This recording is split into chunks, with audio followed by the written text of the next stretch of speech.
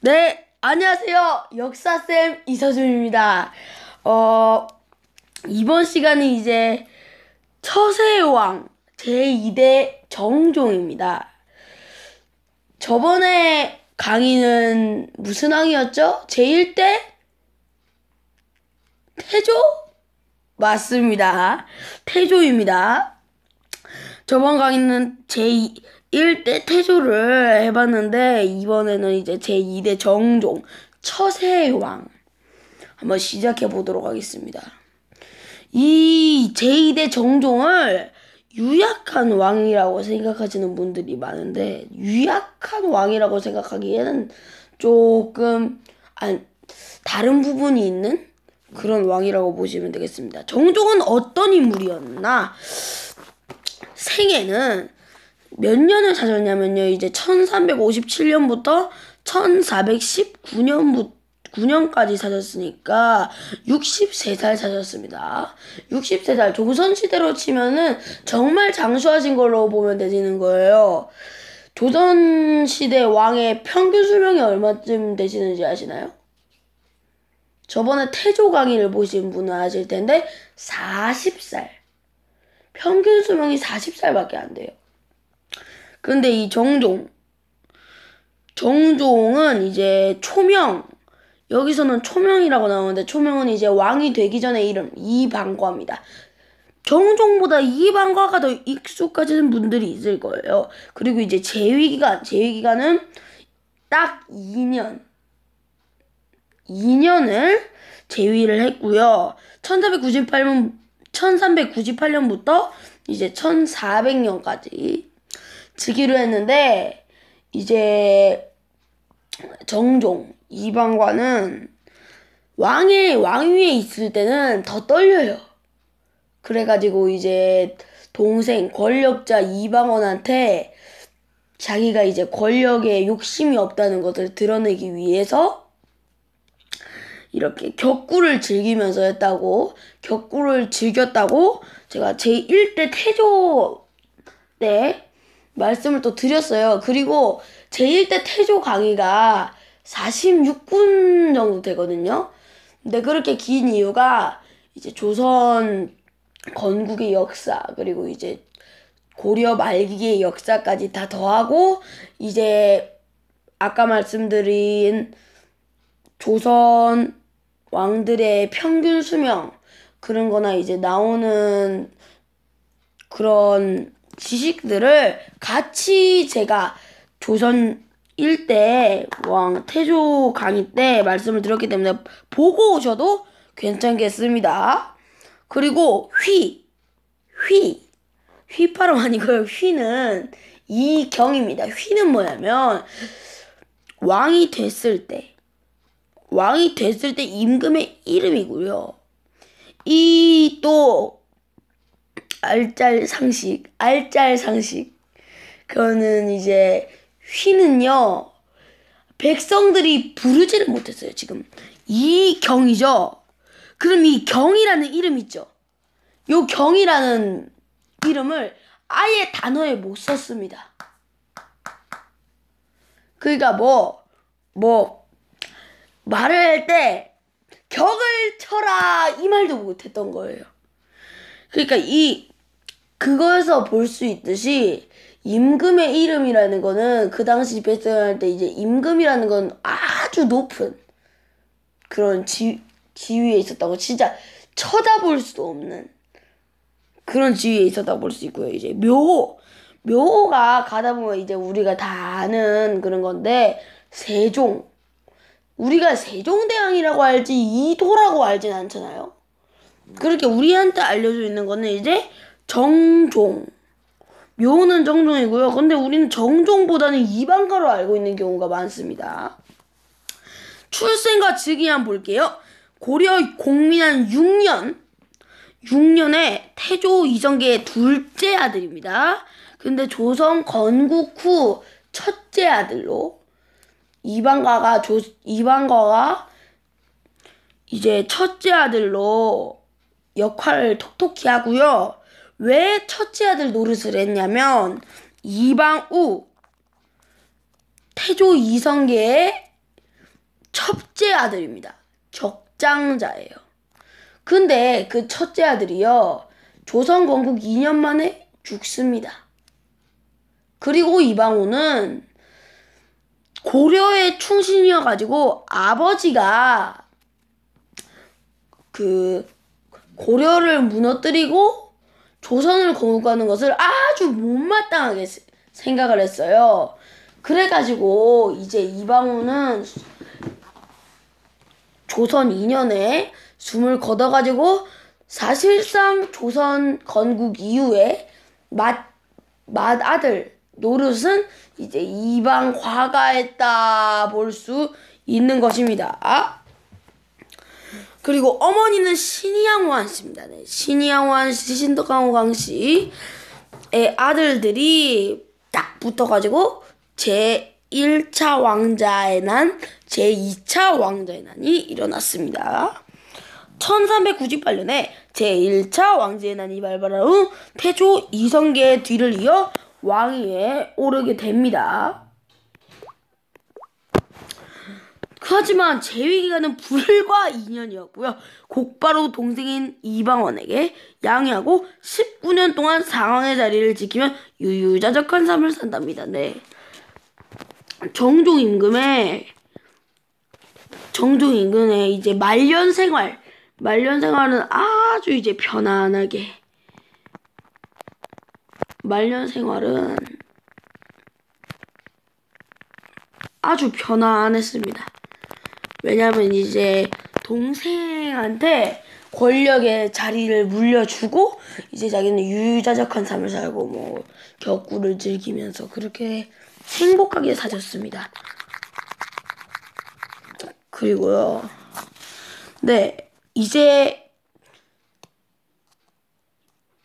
이방원이 왕이 안 되고 왜 먼저 정종이 왕이 되었는지 그거를 살펴봐야 되겠죠. 그래야 우리가 알 수 있겠죠. 정종이 왜 올랐나? 아버지를 따르던 무인, 동생을 대신하여 왕이 된다. 이방관은 태조 이성계의 둘째 아들로 조선 건국전인 고려시대에는 이성계의 아들답게 무장으로 활약했습니다. 21세가 되던 1377년 5월에는 아버지와 함께 지리산으로 노략질하러 온 왜구를 공격하기도 했고요. 또한 태조 이성계의 유명한 전쟁이죠. 뭐죠? 황산대첩 꼭 기억하셔야 됩니다. 황산대첩 빰빰 기억하셔야 됩니다.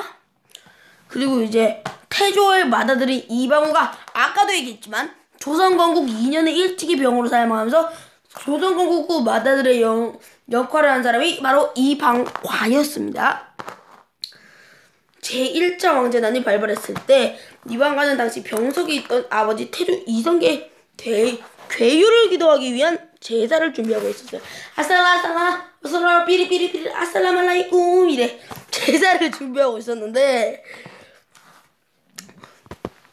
이방과 역시 아우 이방원처럼 정도전을 경계하긴 했지만 제1차 왕제난이 발발했을 땐 권력에 대한 욕심이 없었던지라 바로 몸을 피했지요. 결국 동생 이방원을 대신해 원치 않는 왕세자 자리에 오르게 됩니다. 하지만 그래가지고 태조실록에 보면요, 내가 착하지 못한 사람으로 조종의 덕을 개진하여 신민을 통치한 지가 지금 7년이나 되었는데 나이 많음에 병이 발생하고 여러가지 사무가 많고 복잡하여 아침 저녁으로 정사에 부지런하기가 어려우므로 빠뜨려진 것이 많을까 염려되나이다.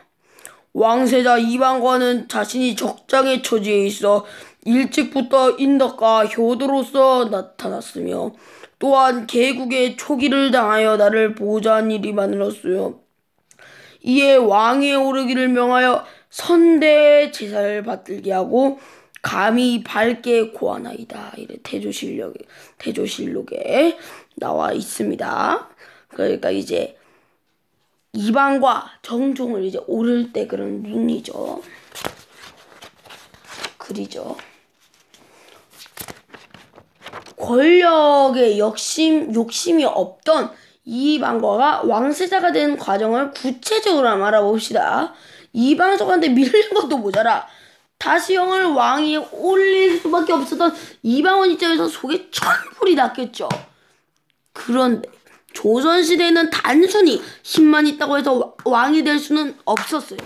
가장 중요한 건요, 여러분, 조선시대 유교 사회에서 가장 중요한 거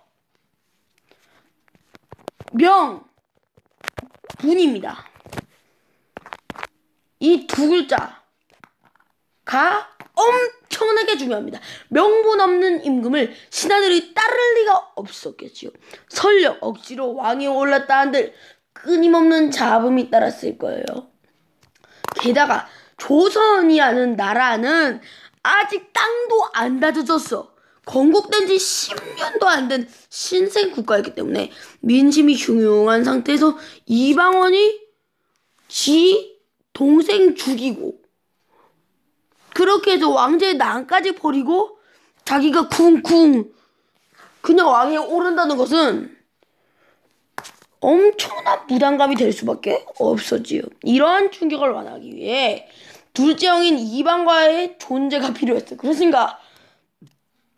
고기방패예요. 이제 태조 이성계에서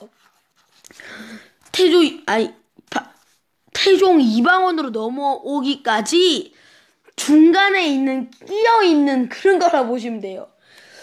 이제 이방원이 이방과 형을 앞세워가지고 자기가 이제 잘 깨끗하게 나 형 먼저 올렸다. 근데 형이 양보해줬다. 이런 식으로 해가지고 이제 자기가 즉위하는 거를 깨끗이 아주 매끄럽게 하려고 한 그런 왕이라고 볼 수 있습니다. 그리고 아버지 태조 이성계의 입장에서도요, 자기의 두 아들과 신하를 죽인 이방원에게 바로 왕위를 물려주고 싶지 않았을 겁니다. 이로써 역대 주상 국왕 중 최초로 한양에서 정종이 즉위하게 됩니다. 그 이유는 태조 이성계가 개경에서 즉위한 이로써 아버지 태조 이성계가 개경에서 즉위한 이후 한양으로 천도했기 때문이십니다. 지존의 자리에 오른 정종이지만 실상은 실권자가 아니었습니다. 실권자 누굴까요? 급진파 퀴즈입니다. 이번에는 갑작 퀴즈, 깜짝 퀴즈 아니라 급진파 퀴즈입니다. 급진파 퀴즈. 네. 정종이 왕위에 올랐어요. 지존의 자리에 올랐어요. 근데 지금 실권자는 누굴까요? 바로 이방원입니다. 그것은 당시 바보라도 알 수 있는 사실이었고 무엇보다 정종 스스로 너무나도 잘 알고 있는 것이었지요. 정종, 조선 최고의 폴로 선수가 되다. 격구를 즐긴 왕이었습니다. 자, 그럼 정종은 어떤 왕이었을까요? 그는 무조건 몸을 낮췄습니다. 소리를 높였다가는 목숨의 위협이 느껴졌을 테니까요. 그래서 정종은 정사는 돌보지 않고 매일 격구를 하러 다녀요. 형의 이런 모습을 본 이방원은 당연히 안심했고요. 정종은 이제 제2위 시절 이방원의 눈치를 보며 정치에 욕심이 없는 것을 드러냈습니다. 그럼 정종은 어떤 성품의 사람이었는지 알아보면 정종은 이제 결코 기가 약한 사람이 아니에요. 아버지 태조 이성계처럼 이제 황산 대첩에도 왜구를 무찌르러 다니고 그래가지고 무인기들이 다분해서 정종을 유약하다고 평가하다기보다는 가족 간의 평화를 살아가는 평화주의자로 보는 게 적절하지 않을까요? 라고 저는 생각해봤습니다. 1499년에 다시 개경으로 환도를 하다. 네, 이게 이제 정종의 딱 하나 업적인데요. 개경환도입니다. 한양으로 도읍을 옮긴 지 불과 5년 만에 다시 옛 고려의 수도인 개경으로 환도하러 했을까요?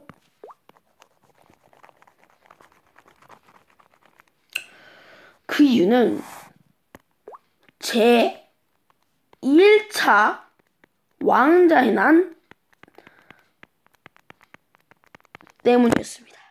한양이 풍수 지리적으로 좋을 거라 믿고 옮긴 건데 형제가 서로 죽고 죽이는 비극이 발생해버린 겁니다. 그래서 정종은 다시 개경으로 수도를 옮기고자 합니다. 하지만 정종의 개경환도는 끝내 좌절되고 맙니다. 개경에서 또다시 제2차 왕자난이 벌어집니다. 네, 정종 시대에 일어난 큰 난인데 제2차 왕자난 발발입니다. 제1차 왕자난은 이복 형제끼리 벌어진 변란이었다면 제2차 왕자난은 동복 형제 사이에서 일어난 변란인데 여기서 이복 형제, 동복 형제 알아보고 갑시다. 네, 이복 형제는 다른 배에서 둥둥 떠다니는 배가 아니라 불룩한 그 배 있죠? 다른 배에서 태어난 형제입니다. 다른 배에서 태어난 형제. 그러니까 부모가 다르다는 얘기죠. 근데 여기서 말하는 이복형, 동복 형제는 다른 엄마한테서, 아빠는 똑같은데 다른 엄마한테서 태어났다. 그게 이복 형제고요. 같은 배에서 동복 형제는 같은 배에서 태어난 형제라고 보실 수 있습니다. 지우개 가족이 귀찮아서 이를 썼습니다. 네, 이제 이복 형제, 동복 형제 잘 알았죠? 근데 제2차 왕제난은 방간의 난 혹은 박포의 난이라고 부르기도 합니다. 제1차 왕제난. 그래서 왜 부르냐? 제1차 왕제난 때 큰 공을 세웠던 박포가 자신의 공을 높이 평가하는 것에 불만을 품고 이방원이요. 이방원의 바로 윗형인 이 방간에게 접근한 것이었죠. 당시 동생 이방원이 권력을 장악하고 있던 것에 큰 불만을 품고 있던 이방간은 박포와 공모하여 이방원을 공격하고자 합니다. 결국 근데 여러분, 아무리 준비를 많이 했어도 이방원은 없앨 수가 없습니다. 당시 너무나도 센 세력이었기 때문에 뭔가 제재를 할 수가 없었어요. 그래가지고 이방원이 이방원을 진압하고 승리를 했어요. 근데 이방원은 차마하게 친왕을 죽일 수 없었어요. 인간적인 도리 때문이라도 했지만 인간적인 도리 이방원은 따지지 않습니다. 잘. 네, 지들 동생 2마리 다 죽인 거 보면 아실 수 있겠지요. 하지만 무엇보다 백성들 눈치, 이 백성들 눈치가 정말 중요합니다. 백성들 민심, 명분 왜 죽였냐? 지형 왜 죽여? 충신 죽이고 정도전 죽였지. 지동생 2명 죽였지. 그래놓고 또 형을 죽여? 백성들이 얼마나 혼란을 일으켰습니까?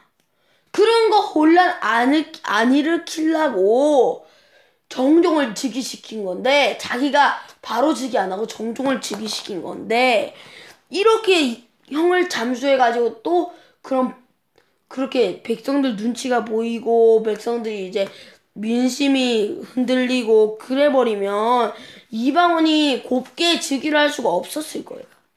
그래서 형 이방간을 살려두고 대신 변란의 책임을 묻기 위해 박포를 잠수합니다. 박보를 잠수했는데 그래서 이제 박보의 난이라고 부르고 합니다. 근데 이 변란에 대한 책임은 이제 이방간한테 훨씬 큰데 이제 이방간 자기 형은 잠수할 수가 없으니까 이제 그 다음으로 큰 박보를 잠수한 거라고 볼 수 있을 수 있습니다. 네, 제2차 왕제난을 통해 이방원의 원소를 권세는 더욱 높아지고 정종의 입지는 더 좁아져 더 이상 왕위에 있지 못하게 됩니다. 이방원 더 빨리 즉위시켜주려고 그런 거예요. 결과를 보면 더 빨리 즉위시키게 된 거예요. 그래서 이제 왕위를 본래의 주인에게 실권자에게 넘깁니다. 지금 보면요, 일본에서는요 쇼군과 그 덴노 천황이 둘이 있죠. 여기서 보면 이제 이방원이 쇼군이고 정종이 덴노라고 보시면 돼요. 덴노 이제 천황, 지금도 천황이 있죠. 그래가지고 그냥 사실상 그냥 말만 천황인 거지 존재하고 있는 사람인 거예요. 실권자는 쇼군이죠. 여기도 마찬가지입니다. 왕이라는 왕이라는 칭호를 갖고 있는 건 정종이에요. 근데 실권자는 이방원. 그래가지고 이제 정종은 왕위를 이방원에게 넘기는 작업을 시작하는데 그 첫 번째가 바로 이방원을 왕세자로 삼는 거지요. 네. 이런 물음을 던지는 사람이 있습니다. 역사를 좀 아시는 분이라면 이방원은 정종의 동생이니 왕세제로 삼아야 되는데 왜 왕세자로 하였을까요? 본래 왕세제로 삼는 것이 맞지요. 근데 정종은 아우를 아들로 삼겠다고 선언하여 왕세자로 만들었습니다. 그리고 동시에 군 동수권, 그러면 이제 나라를 뒤엎을 수도 있는 그 군 동수권을 다 줘버려요. 완전히 이방원에게. 그래가지고 이제 이러한 모습은 더 이상 정종이 왕의 자리에 미련이 없다는 것을 보여주는 거라고 볼 수 있어요. 이후 정종은 본래 주인에게 왕위를 넘기고 자신은 상왕, 세종 즉위 이후에는 태상왕이 되었습니다. 상왕이 되어서 이제 정치전에서 완전히 물러납니다. 이로써 왕세자 이방원은 조선 제3대 왕 태종이 됩니다. 정종에게 후사가 있어서 이방원을 왕세자가 아닌 왕세자로 제모한 건가요? 혈육상 이방원이 왕세자가 되는 게 맞죠. 근데 유교 국가에서는 통상 아버지 다음에 아들이 왕통을 잇는 게 정상이죠. 따라서 왕세자보다 왕세자로 삼는 게 더 보기 좋았어요. 족보를 뜯어 고치고 막 이래 손 봐도 왕세제보다 왕세자로 삼는 게 더 보기 좋았던 거예요. 왕비와의 사이에서 자식이 없는 상태라 자연히 당시 실권자였던 이방원의 이름이 거론된 거라 보는 게 맞습니다. 즉 정종이 이방원을 왕세자로 삼은 것은 나의 우겨자는 바로 너다 라는 것을 공식적으로 천명한 거라 볼 수 있습니다. 이제 정종의 말년입니다. 상황이 된 이후 유유자적한 삶. 정종은 이제 아우에게 왕위를 물려준 뒤에는 아무런 정치적 부담 없이 유유자적한 삶을 살다가 세상을 떠났습니다. 왕위에서 물러난 지 약 20년을 더 살았는데 그 모습이 얼마나 편안해 보였는지 말년에는 권력용 많던 이방원도 정종의 삶을 부러워했을 정도랍니다. 태종도 말년에는 고독감을 느낀 걸까요? 상황이 된 형과 어울려 노는 일이 잦았는데요. 실력을 보면 태종 말년에 두 형제가 자건이 술잔을 기울이는 모습을 살펴볼 수 있답니다. 더불어 정종은 비록 왕으로서의 삶을 밑대로 얻고 2년밖에 못했지만 63세로 천수를 누렸습니다. 당시 왕의 평균적 수명을 생각할 때 상당히 오래 산 편이었지요. 영조 83세와 아버지인 태조 이성계 74세, 고종 68세, 과계군 67세 다음으로 역대 조선 국왕들 가운데 5번째로 장수하였으니까요. 네, 드디어 처세의 왕 제2대 정종 강의가 끝났습니다. 여러분 재밌으셨나요? 태조보다 거의 한 반이 짧았는데 정종이 그렇게 뭐 업적도 많이 없고 임팩트가 많이 없는 왕이라 이렇게 짧았던 것 같습니다. 네, 이제 제3대 왕 태종으로 저는 다시 돌아오겠고요. 재밌으셨다면 구독과 좋아요, 댓글, 알림 설정 다 달아주시면 달아주실수록 아주 좋아요. 그러면 빠이!